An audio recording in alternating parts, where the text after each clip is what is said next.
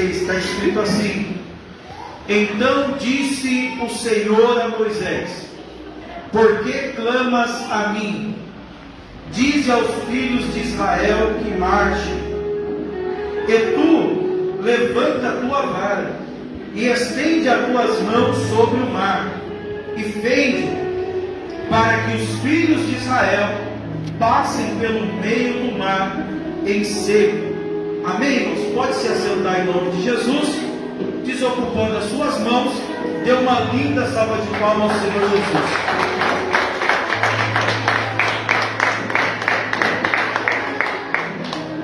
Glória a Deus. Irmãos, o texto que nós acabamos de ler, livro do Êxodo, capítulo 14, verso 15 e verso 16, é um texto muito conhecido.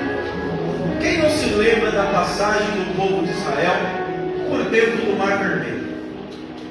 Só que quando nós olhamos para esse texto, o contexto dele é Deus arrancando o povo com o braço forte do Egito, aonde eles estavam 430 anos como escravos. Então, desde o momento em que Deus arranca o povo do Egito e leva o povo para a terra prometida, esse período em que Deus tira eles do Egito e leva para a terra prometida, eles vão passar por várias dificuldades, eles vão passar por vários obstáculos, e um dos obstáculos mais conhecido e marcante é a abertura do mar. É quando Deus abre o mar para que o povo de Israel passe. O povo de Israel, irmãos, está dentro do Egito. Eles foram para lá por causa que Deus já tinha dado um sonho para José. José desce para o Egito, a fome vem sobre toda a terra, o povo desce e ali o povo começa a viver. Eles não ficaram 430 anos como escravos, porque enquanto José estava vivo, o povo de Israel tinha liberdade para ir e voltar a hora que quisesse. Eles estavam num lugar chamado Gósen, e ali eles tinham liberdade enquanto José estava vivo. Mas depois que José morre, e o faraó daquela época morre, se levanta outro faraó. E faraó, irmãos, não é nome, faraó é tipo.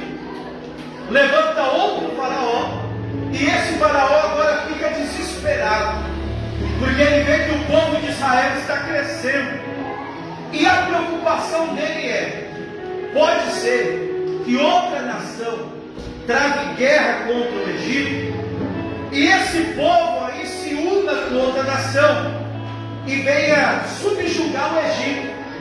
Então vamos fazer um negócio, vamos oprimir, vamos escravizar, para que eles não possam continuar crescendo.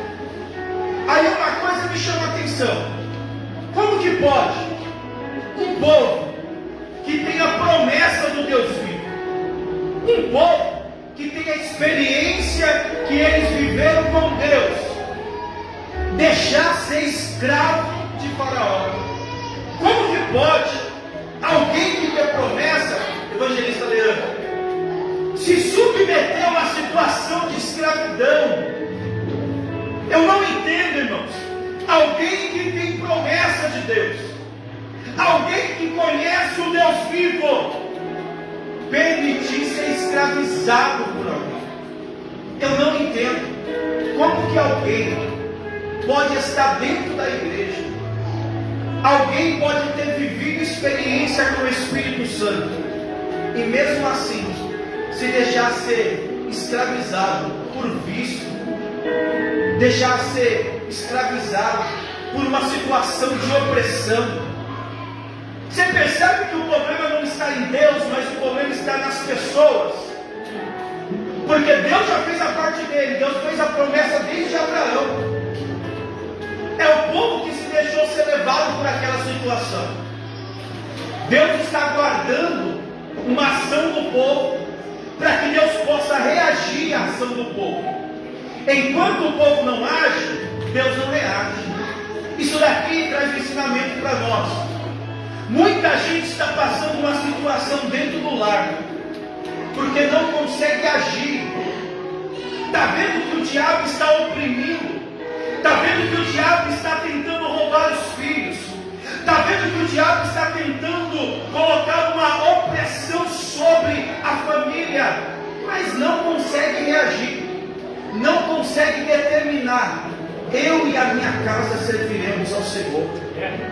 Deus não vai fazer nada enquanto você não se posicionar, enquanto você não bater o pé no chão e dizer assim: diabo, na minha casa você não faz mais arruaça.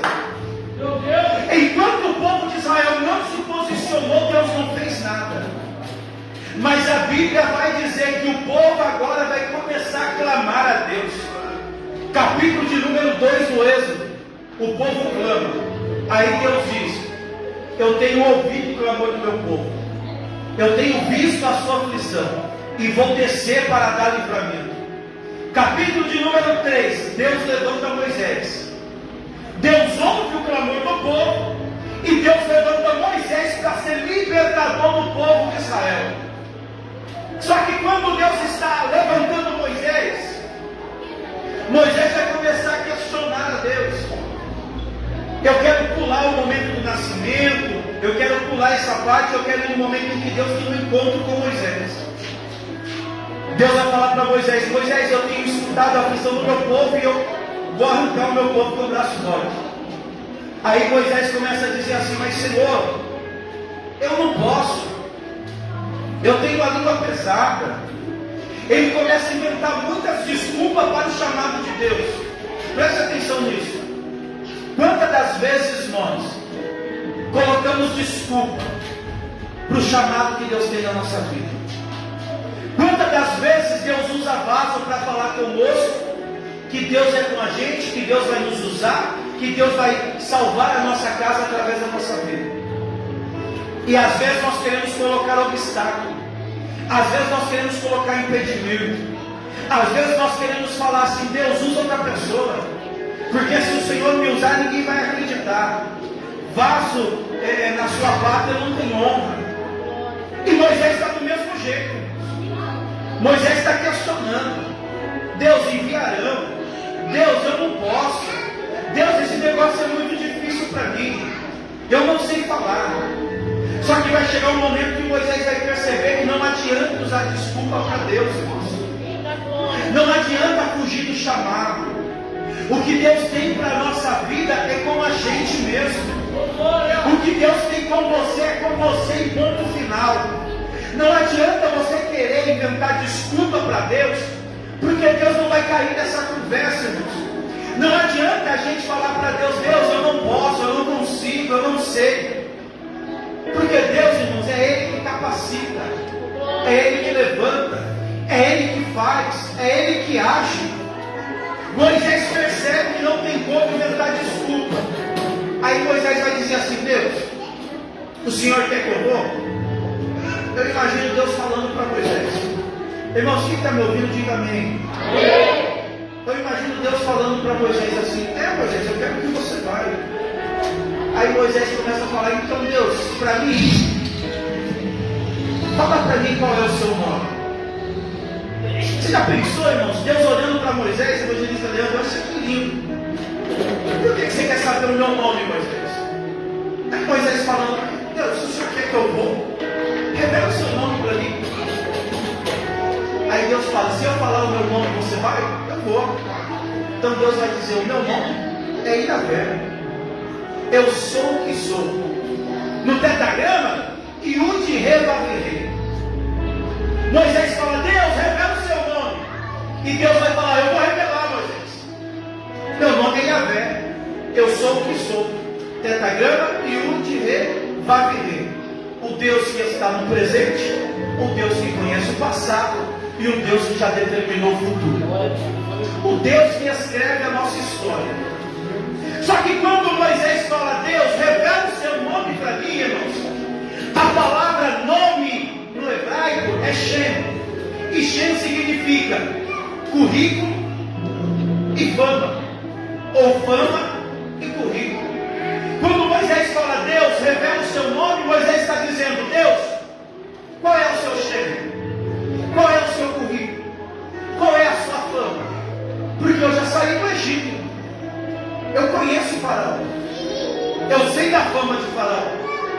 Eu sei que Faraó é poderoso, é uma das nações mais poderosas, mas o Senhor eu não conheço. Moisés não conhecia Deus. Moisés nasceu no período de escravidão e Moisés foi criado pela filha de Faraó.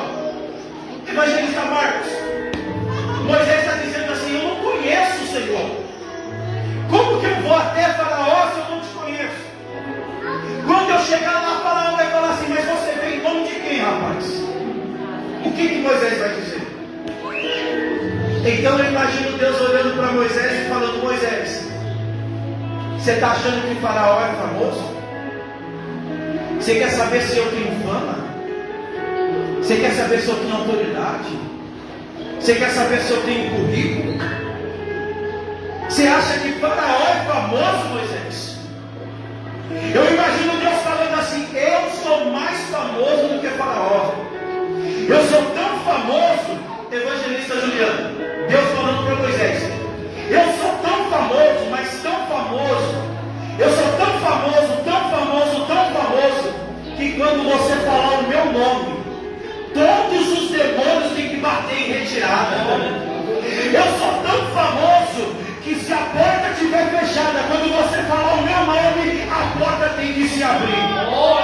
Eu sou tão famoso, Moisés, que quando alguém está enfermo, basta falar o meu nome, a enfermidade bate em retirada. Eu sou tão famoso, Moisés, que não há no céu um anjo que não se curve diante da minha presença. Eu sou tão famoso que se eu chamar uma estrela pelo seu nome, essa estrela vem até perto da onde eu estou. Eu sou tão famoso, Moisés, que toda a água do planeta Terra eu posso juntar ela na palma da minha mão. Eu sou famoso, mas Faraó não. Eu imagino Deus falando para Moisés: Moisés, você acha que Faraó é famoso? Você acha que Faraó tem autoridade? A autoridade tem eu. E se você for no meu nome, você vai entrar de cabeça erguida e você vai sair de cabeça erguida. No meu nome, Moisés, você entra sozinho no Egito e você sai de lá de uma multidão. No meu nome, Moisés, não há exército na terra que possa prevalecer, porque eu tenho poder no céu, na terra e debaixo da terra. Aí eu imagino Moisés falando: tudo bem, Deus, eu já percebi que o Senhor é famoso, mas e qual é o seu currículo? Qual é o seu currículo? E irmãos, nós sabemos que o nosso currículo, ele traz as nossas experiências, aquilo que nós temos, aquilo que nós já fizemos. O currículo serve para poder mostrar para alguém o que você já fez. É por isso que quando você vai numa empresa, você leva o currículo. A empresa olha para o seu currículo. E se o seu currículo estiver de acordo com a necessidade da empresa, a empresa te contrata. Aí Moisés está falando, evangelista Leandro: eu quero conhecer o seu currículo. O currículo de Faraó eu sei, mas e o seu currículo, Deus? Aí eu imagino Deus falando assim: Moisés, eu vou te falar o meu currículo. Pega uma caneta e um papel em branco, para você começar a escrever aí o meu currículo.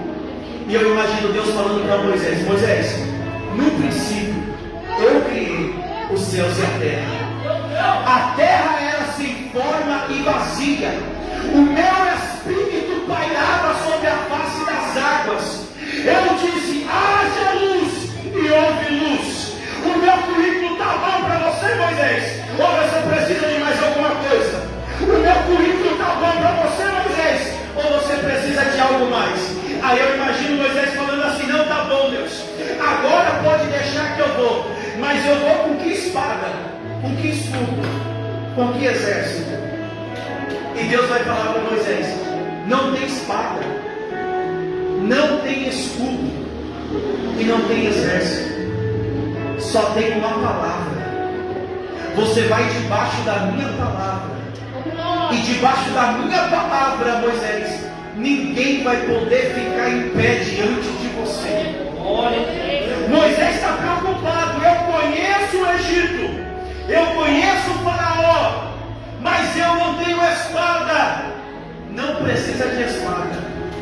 basta uma palavra de Deus. Um centurião chegou para Jesus e falou: Senhor, o meu servo está doente em casa, cura ele. E Jesus falou assim: vamos lá. Ele falou: não, eu sou homem de autoridade. Se eu liberar uma palavra, os meus soldados vão e vêm. Então eu creio que se o Senhor liberar uma palavra, o meu servo será curado. Levanta a sua mão direita, eu quero profetizar. Eu quero liberar sobre a tua vida em nome de Jesus. A palavra está sendo liberada nesse altar. Eu não sei como você deixou a sua casa, como você está vivendo esse começo de 2025, mas há uma palavra liberada nesse altar. Nenhuma ferramenta preparada contra a sua vida não vai prosperar. A única coisa que vai prosperar é a palavra de Deus que sai desse altar. Irmãos, se Moisés soubesse a fama de Deus, se Moisés soubesse o currículo de Deus, ele não questionava Deus. Você lembra quando o povo vai conquistar Jericó? O povo nem chegou em Jericó, mas já está tendo burburinho lá em Jericó. Alguém está dizendo: está vindo um povo aí. Mas alguém está dizendo também: deixa vir. As muralhas são grandes. Ninguém consegue derrubar essas muralhas. Ninguém consegue entrar dentro dessa cidade. Mas alguém vai dizer: o povo que está vindo aí não é qualquer povo. O povo que está vindo aí, o Deus deles fez maná cair do céu no meio do deserto. O povo que está vindo aí, o Deus deles fez o mar se abrir.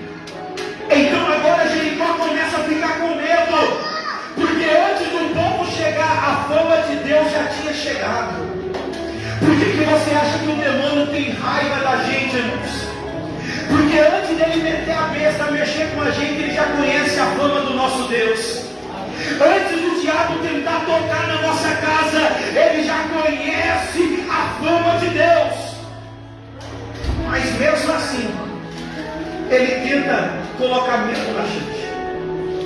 Moisés vai, e quando Moisés vai, Moisés encontra os anciões de Israel. E os anciões de Israel vão receber Moisés. Moisés vai dizer: olha, eu estou debaixo de uma palavra. Tive um encontro com Deus, e Deus falou que vai nos tirar com o braço forte. O povo vai dizer: tudo bem, nós sabemos que Deus é poderoso, só que palavra não adianta, nós queremos sinais. Qual é o sinal que Deus é com você? Você já pensou, irmãos, que Deus tinha liberado uma palavra, mas o povo não queria saber da palavra, o povo queria saber de sinal. Moisés está dizendo: eu tenho uma palavra. O povo diz: nós queremos sinais. Eu tenho uma palavra, nós queremos sinais. Por que a necessidade de sinal? Por que nós não se contentamos só com a palavra? Ainda mais o povo que é pentecostal. Não basta somente a palavra, as pessoas querem sinais. Se a pessoa não colocar a mão na minha cabeça, não falar em línguas, não sapatear na minha frente, eu não estou satisfeito. Sendo que Deus já liberou a palavra: no mundo tereis aflições, mas tem de bom ânimo, eu estou contigo. Jesus já liberou a palavra: eu não vou deixar vocês órfãos, eu estarei convosco até a consumação do século. Então eu não preciso de sinais, eu preciso da palavra. Mas pastor, e os sinais? Os sinais é para o mundo, os sinais é para o ímpio, os sinais é para aqueles que não são crentes. Mas nós, irmãos, não podemos estar alicerçados em sinais. Nós precisamos estar estabelecido na palavra. Quem depende de sinal, quando não tiver sinal, a pessoa desvia. Se não tiver sinal, a pessoa não vem para a igreja. Se não tiver revelação, aquela igreja não tem Deus. Mas não é o sinal que determina se tem Deus, é palavra. Se tiver palavra, Deus está naquele lugar. Jesus disse, através de João: No princípio era o verbo estava com Deus e o verbo era Deus. Jesus é o verbo, irmãos. Se tiver palavra, Deus está no negócio. Moisés está falando: olha, eu tenho uma palavra, o povo está querendo sinal. Cuidado, irmãos. Não leva a sua vida alicerçada em sinais, mas leva a sua vida alicerçada na palavra. Aquele que edifica a sua casa sobre a rocha, que é a palavra, pode vir com tempestade, mas você não se abala. Mas aquele que edifica a sua casa na areia, em sinais, quando vir o vento, quando vir a tempestade, quando vir as frustrações, você abandona tudo.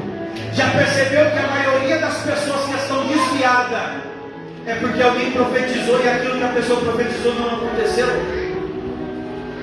A pessoa fica frustrada. A vida dela está alicerçada nos sinais. Mas quem está alicerçado na palavra vai falar assim: se Deus fizer, Ele é Deus. Mas se não fizer, continua sendo Deus. Glória a Deus. Porque eu não dependo de Deus fazer para eu continuar adorando a Ele. Eu adoro a Ele pelo que Ele é, pelo que Ele já fez na minha vida, por aquilo que Ele já fez em mim.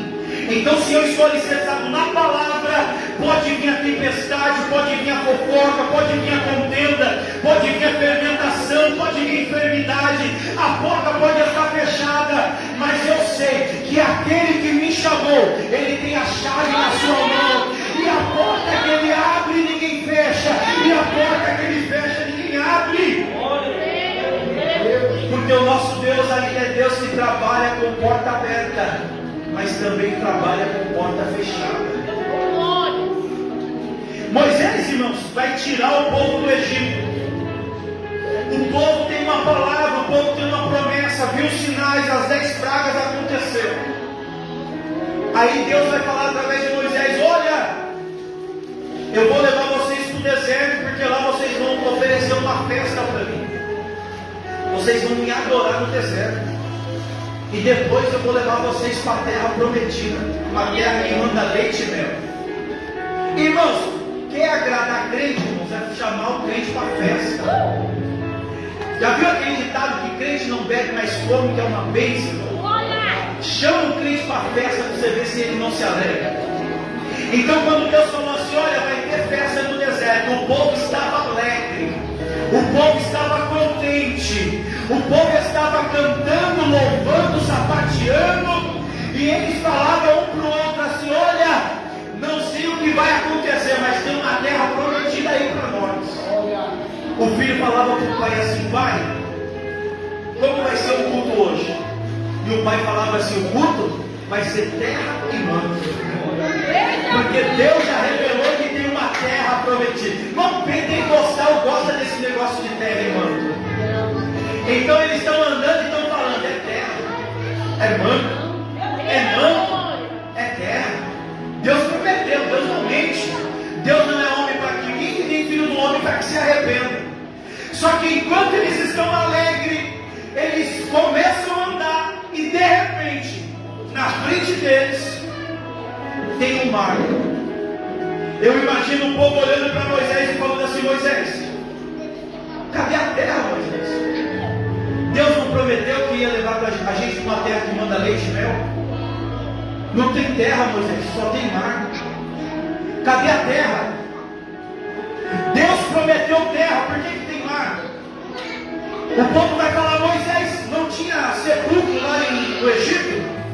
Para que você nos trouxe para morrer aqui no meio do deserto? Você percebe que quando Deus faz uma promessa para nós, irmãos, Deus não fala o processo que nós vamos passar. Deus faz a promessa e nos mostra onde nós vamos chegar. Mas Deus não fala para nós o que nós vamos passar para alcançar a promessa. Porque quando Deus falou assim: olha, tem uma terra que manda leite e mel, mas cuidado, vai ter um mar no meio do caminho para vocês atravessarem. Por que Deus não falou para Davi: Davi, tem um trono te esperando, você vai ser rei de Israel? Mas Davi, vai ter um gigante para você enfrentar, Davi. Por que Deus não falou para José: José, você vai ser governador lá no Egito? Mas José está preparado? Você vai ser vendido pelos seus irmãos. Você vai ser acusado de adultério. Você vai ser jogado dentro de uma prisão. Por que Deus não fala, irmãos? Por que Deus não fala para nós que para chegar onde a promessa está, você vai ter que passar pelo mar? Por que Deus, quando chamou o pastor Everton, a missionária Alessandra, não falou assim: olha, missionária Alessandra, pastor Everton, a obra é gratificante, vai ter muitas almas, mas se prepara para as calúnias. Eita glória! Se prepara para ser abandonado, traído. Pessoas vão dar tapa nas suas costas, mas dizer assim: ó, estamos juntos, mas quando virar as costas, abandonou.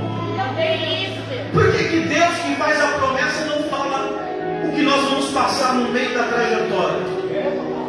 E irmãos, quando Deus me revelou esse texto, Deus me revelou esse texto para mim, irmãos, debaixo de oração de gratidão. Deus revelou esse texto quando o meu coração estava pesado, eu questionando a Deus: Deus, a obra é do Senhor, o povo é seu, mas por que tanta prova? Por que tanta luta? E o Espírito Santo falou no meu ouvido: eu não te prometi que a obra seria gratificante? Então para de olhar para as dificuldades, para de olhar para a tempestade, para de olhar para o mar, para de olhar para o deserto. Porque quando eu faço uma promessa, eu não perco tempo falando para você o que você vai passar, porque eu já garanti a vitória para você. A promessa que Deus fez para a sua casa, irmãos, não é para você parar no meio do caminho olhando para a adversidade. Se Deus falou que você e a sua casa vai servir o Senhor, não importa o tempo que passa, não importa as lutas, mas no final você e a sua casa vai servir o Senhor. Imagina se os discípulos, Deus tivesse falado assim: ó, entra no barco, vamos para o outro lado. Se Deus tivesse falado para eles assim: ó, no meio do caminho vai levantar uma tempestade, eles nunca teriam entrado no barco. E como que do outro lado o cara que estava, o gadareno, estava demoniado, como que seria liberto? Não seria. Mas Jesus não falou que eles iam morrer no meio do caminho. Jesus falou: entra no barco e vamos para o outro lado. Passamos para o outro lado. Você percebe que esse deserto, esse mar, essa perseguição, essa adversidade, nada mais é para nos amadurecer, irmãos, para quando nós chegarmos do outro lado, nós possamos cantar o hino da vitória. Porque ninguém canta o hino da vitória enquanto está desse lado do mar, só canta o hino da vitória quando está do outro lado. Você só vai poder dar testemunho no nome de Jesus ser glorificado quando você alcançar aquilo que Deus te prometeu. Então, se Deus te prometeu e não cumpriu ainda, porque não é tempo de você parar, você ainda não chegou aonde Deus falou que você ia chegar. Continua marchando, continua na presença de Deus, sacode a poeira da roupa, engole esse choro, pega a sua harpa, pega a sua espada e continua na peleja. Não é tempo de desistir, irmãos. Não é tempo de retroceder. O povo falou para Moisés: Moisés, foi prometido terra prometida, mas tem mar. E Moisés vai falar para Deus: Deus, o que a gente vai fazer? E Deus vai dizer assim: Moisés, fala para esse povo que marche. Porque enquanto esse povo estiver marchando, o milagre eu vou fazer. Glória a Deus. Marchar é com o povo, fazer milagre é comigo. É Deus falando para o Vale da Bênção nesse culto de Santa Ceia: marchar é com você, fazer milagre é com Deus. Marchar é com você, transformar sua casa é com Deus. Marchar é comigo e com você, libertar é com Deus. Então marcha. E quando o povo começou a marchar, irmãos, Deus soprou um vento oriente. E vento oriente, irmãos, isso aqui é interessante. Aqui eu vou encerrar a mensagem de ceia para nós podermos cear. Quando Deus soprou o vento oriente, quando a Bíblia fala de oriente, ela fala de lugar alto. Quando a Bíblia fala de norte, fala de lugar alto. É por isso que Deus está sentado no norte do céu, no lugar mais alto. Norte, oriente, lugar alto. Então Deus está dizendo: você marcha aqui embaixo e o milagre vem do céu para a Glória a terra. Deus. Aleluia. Irmãos, o povo está olhando, o mar está fechado. Por quê? Porque o milagre não acontece nos nossos olhos. O milagre acontece de lá para cá. Eita glória. Enquanto nós estamos adorando aqui, Deus já liberou a resposta lá do céu. Enquanto você está aqui nesse culto de Santa Ceia, adorando a Deus, glorificando o nome do Senhor, Deus já liberou uma palavra de comando no céu. E nessa noite, irmão, se o príncipe da Pérsia tentar impedir o anjo de entregar a resposta, não tem problema, Deus ainda tem Miguel a comando dele. E se nessa noite precisar, o Miguel vai desembanhar a espada, e não tem príncipe da Pérsia que vai reter. Deus ainda dá ordem a anjos, Deus ainda envia corvos.